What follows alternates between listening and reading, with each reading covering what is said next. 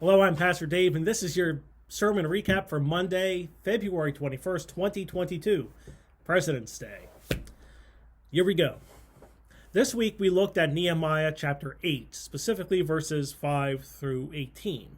At this point, the wall and the gates are complete. But Nehemiah is still rebuilding, except this time his attention has turned from the physical rebuilding of the wall and gates to the rebuilding and reestablishment of something just as important for the city, the worship of God. Now, worship is an important part of the faith, as worship is an action of the faithful.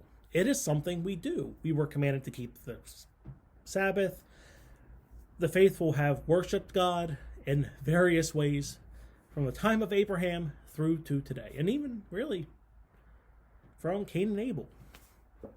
This is something that Christ established the church to do, in part to worship. But worship is not a passive act. It's supposed to be active, where people are active in their participation. And I say that because it is a reminder that worship is part of serving God. I mean, there are some that actively serve God in worship, like a pastor, but there are others who fill service roles in different ways: communion stewards, acolytes, ushers, choir members, liturgists and worship leaders, you name it. And really, worship should be one of the ways we live out our service to God. Even if it's merely by actively praying, actively singing, actively listening. But this is also a reminder that we get from Nehemiah about what worship really is. I mean, yes, sometimes worship can be somber, worship can be low-key, sometimes you might not be totally feeling up for worship. But none of that takes away from the fact that worship involves acts of celebration. Our sacraments are actually celebrations, and in those sacraments, I'm the celebrant, not just pastor. But we also see it in our hymns and our prayers. We should celebrate our faith and celebrate in worship. And one of the ways we do that is through our festivals and holidays and feasts. For Nehemiah, we could see about the Festival of Booths or Festival of Tabernacles, depending on what name you use.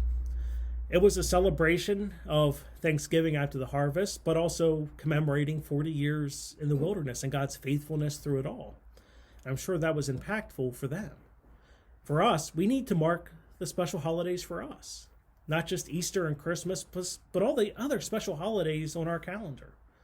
Because those are ways that, like Nehemiah, we as a people can connect with God. But when we look through these, we could say that these are insignificant actions, that in the grand scheme of things are not important. But it really is something else. Because sometimes seemingly insignificant actions are important when living the faith. So as we rebuild ourselves, our community, our church, after all we've been through, we cannot forget the celebration that is the worship of God. So that's your recap for this week. Remember, we worship every Sunday at 8:45 at East Salem, at 10:15 at Otterbein, and we live stream the East Salem service on the East Salem UMC Facebook page at 8:45 on Sunday mornings. Until next Sunday, I'm Pastor Dave, and I hope to see you in the pews.